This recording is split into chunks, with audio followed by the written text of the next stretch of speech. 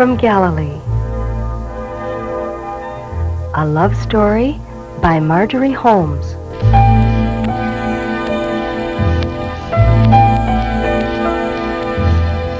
Last time we began Chapter 11 in the edited version of the book Two from Galilee, published by Fleming H. Revell Company and written by Marjorie Holmes.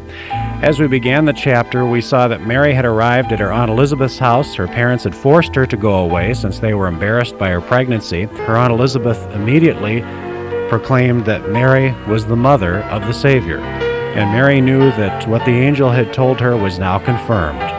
Elizabeth also is pregnant with the baby who would become John the Baptist, and now Mary and Elizabeth are spending time together, and Mary is telling her more details about Joseph and some of the arrangements on Two from Galilee.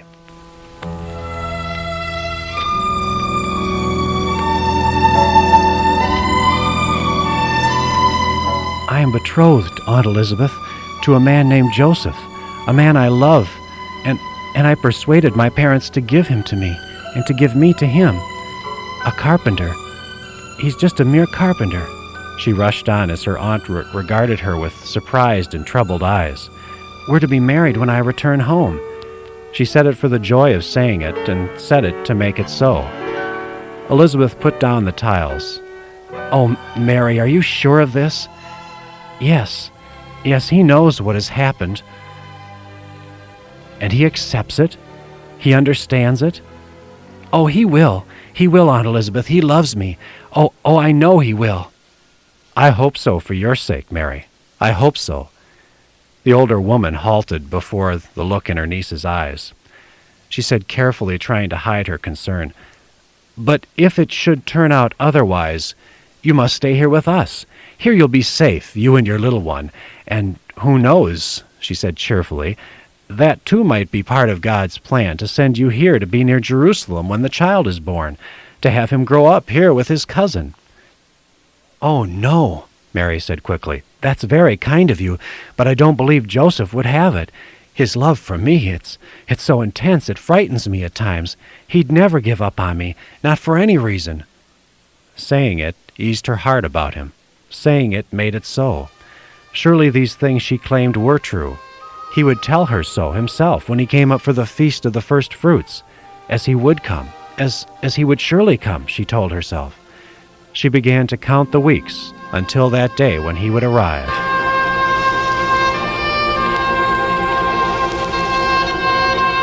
In the fields and orchards, the grains and fruits ripened and swelled like the bodies of the two young women, Mary's now as well. And remembering her earlier misgivings, she was ashamed. Why could she not have been like her aunt, swept utterly into the marvel, beyond questioning her human concerns? Then, one night, she learned that despite Elizabeth's continual rejoicing, she too had misgivings. I feel sure it will be a son, she said as she walked about in the garden to relieve her discomfort, after Zachariah was in bed. I doubt if such a miracle would have been vouchsafed me if it were not to be a man-child. It will be a son, said Mary. Yes, a son, said Elizabeth, who will be a man of destiny. She caught her breath, stood silent for a moment, pulling some dry leaves from the ivy, with all the penalties that implies. Mary said, Penalties? What do you mean? It's a serious thing to be a leader sent from God. It's a grave thing even to be a priest. There are responsibilities, such terrible responsibilities. And if this be true of priests, how much more so of a prophet or a king? The mother of such a man pays dearly for the honor. Mary couldn't answer. The zealots, she remembered. Yes, hideous things happened to them, and often the foaming prophets. They were not men to be envied. But that the king should suffer, the very king? Seeing how white and still she was, Elizabeth turned and came to embrace her. Forgive me, Mary, for going on so about myself, or for causing you to worry. She lifted the small, set chin, gazed into the troubled eyes. My son, greatly as I love him already, she said, I know that he will be as nothing compared to the child you're going to give the world.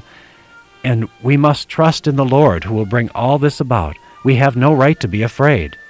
But what will he be like, this child that I carry? Mary begged her. This baby I've been told is to be the Messiah. The Messiah I've heard of is coming all my life, at home and in the synagogue, but I'm confused. Will he come as king to reign over Israel only, or over the whole world? Tell me, my aunt, you're married to a priest and you've studied. Will he have to go out and do battle with our enemies to bring that kingdom about? And is he going to bring an end to Israel's suffering as a nation, or an end simply to suffering, all suffering, to the lepers and the beggars and the slaves, suffering such as I've seen on this very journey, and in Jerusalem, and in Nazareth, suffering such as my brother's blindness? We don't know, Elizabeth said. God reveals to us only as much as we're able to accept. We don't know, Mary, and the prophets themselves don't know. They disagreed in so many ways. Some said the Redeemer will be a king descending in triumph, even as you describe. Some said he'll be very poor, riding on a donkey. Her eyes were shining now, her long lips parted so that her white teeth flashed. Only on one thing they all agreed. He's coming. He's truly coming. And there will be another before him who will help pave the way. And the time is upon us, she went on. That much we do know, Mary, and we're part of it, you and I. Exactly what our roles are to be isn't clear yet. We can only wait and see. But that's part of the wonder of it too, the mystery, to wait patiently, not knowing, only trusting, and to try to be worthy of whatever it is to be, to know, to have a conviction deep in the heart, and yet really not to know at all. That's life, Mary, and it's also religion. God, who can really know God even after the revelation, she asked, and who can convey to another the essence of the revelation he's had? He can't. We can only wait and find out his meaning, each of us for himself, slowly and gradually. Mary was staring at her as if transfixed. She thought of Joseph. And Joseph, she was thinking, what of my beloved? What is to be of his role in all this? A sweet anticipation smote her, almost too intense to endure. The Feast of the First Fruits was almost upon them. Already there were pilgrims on the road. Perhaps even now Joseph was heading for Jerusalem.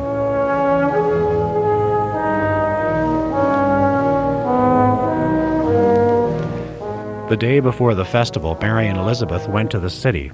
They set off early in the day, hoping to avoid the crowds, but the roads were already thronged. They were a long time getting even through the gates, and within was a teeming chaos of singing, shouting, laughing people, laden with their offerings. Men carried kids or lambs across their shoulders. Women bore jugs of precious oils. Children lugged bags of grain. Donkeys were everywhere, so loaded they sometimes stumbled. The water carriers did a tremendous business, for the heat of the day, coupled with the press of sweating, straining humanity, created a violent thirst. Water, fresh sweet water, wait your turn. In the marketplace it was almost impossible to reach the counters piled high with sheaves of yellow wheat, pyramids of fruit, and garlands for the procession. Wait here, Elizabeth said. I'll buy the pomegranates and make my way back. No use both of us being crushed. Oh, let me go, said Mary. But Elizabeth was already lost in the crowd. She stood waiting, listening to some musicians who were playing in an alley where children were dancing. An atmosphere of adulation and celebration prevailed. As one of the spectators drew away, she caught the sight of a familiar, long-jawed face. Uncle Nathan! Uncle Nathan! He spied her, too, and waving one hand, struggled toward her. How is it with you, Mary? He cried as they embraced, but his eyes looked at her. We miss you at home, but let me have a look at you. See if you've changed. His voice broke off in acute embarrassment. He looked away quickly. Mary could feel the color sweep her cheeks. I'm fine, she claimed. And you and Deborah? Did she come with you? Did any of your family come along? No, all of them are too busy with the wedding. I'll tell your parents I saw you. Goodbye, Mary. Oh, wait, she said. Didn't my family come then, any of them? None that I know of, at least not with our party. Your father may have joined the others, but we left early, Mary, and I must go now. Goodbye, there's Isaac. I'll give everyone greetings for you. Elizabeth reappeared with her bag of bright red fruit. Her hair had become disheveled, and there was perspiration along her ever-smiling lips. This crowd, she said, I fear we're foolish to get into it. We better go home. But if my father's come to the festival, I won't see him. "Oh, then he won't look for you here," Elizabeth said. "Surely he'd go first to our home, to Ain Karim."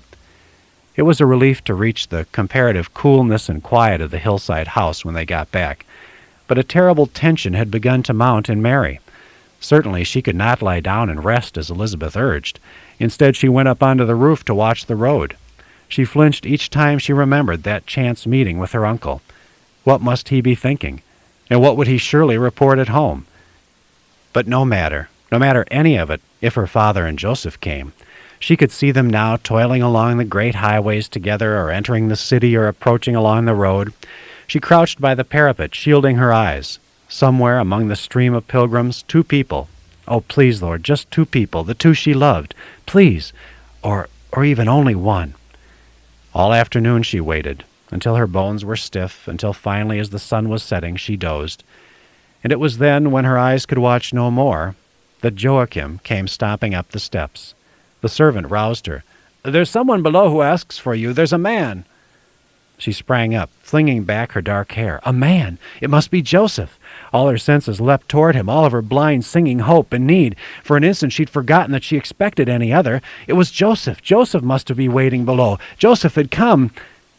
The blow of seeing that it was Joachim who stood there was almost too stunning. She stumbled and would have fallen except for his quickly outstretched arms. Then she was cradled against him, comforted by his rough, burly tenderness in his robes that smelled sweaty and travel-stained. And as she sobbed, "Father, Father," she thought it was only tears of joy that she shed. "Are you alone?" she begged. "Hasn't anyone else come?" No, Hannah had not been up for it, he said, and the children had remained behind to help Hannah, but she had sent a few things along. Eyes low, he began to fumble with the hamper to bring forth gifts, a jar of wild honey that Elizabeth had always loved, the raisin cakes and barley loaves, and some of Mary's favorite cheeses. He did not trust himself to look at his daughter just yet. He had a strange, fated feeling that so long as he postponed that moment, he'd be safe. He was tired and still worried, despite the prayers that he said day and night for her, for Joseph, for all of them. His confoundment had not abated during these past weeks. If anything, it had grown more intense. He didn't know. He simply didn't know. And he was here now in his darling's presence, but he could not bring himself to confirm or deny this wild mixture of fears and hopes by whatever truth or lack of truth might be revealed in one frank, searching appraisal. Elizabeth had heard and came to join them, walking with a heavy yet graceful dignity, her ringed hands outstretched. "Oh, Joachim!" No one had warned him of her condition. Now the shock of seeing her thus was so great that he looked dazedly about for a place to sit. "Elizabeth?" Sweat poured from him. He knew that his mouth hung foolishly open, and how awkwardly he perched on the slender chair, afraid that it might not support his weight, either of flesh or of sheer astonishment. He sat stiff and absurd, with his legs apart. Elizabeth? At her age? If a man had come seeking miracles, then certainly this was it. Joachim was ashamed. He wrenched his thoughts back to the present. How could he get away before the evening meal? The strain of watching his manners would be too much after this. And he couldn't bear the look in Mary's eyes, their silent pleading. She'd be asking about Joseph. And what could he tell her? That there had been no more dealings between the 2 households? That he'd scarcely seen him? And that gradually the fear had taken root in him that Joseph might be preparing to divorce her?